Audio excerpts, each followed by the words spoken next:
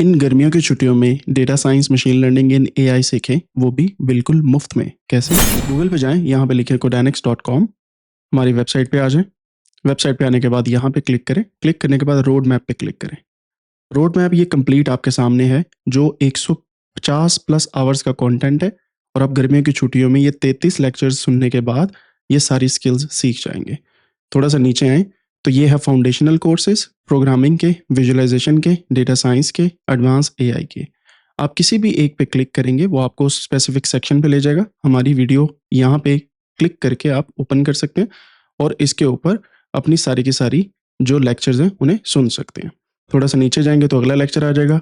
यही नहीं, इसकी लेक्चर की ड्यूरेशन, इसके करंट व्यूज़ और लाइक्स, जितने लोगों ने इसको सुना है, वो भी आपके सामने आएगा।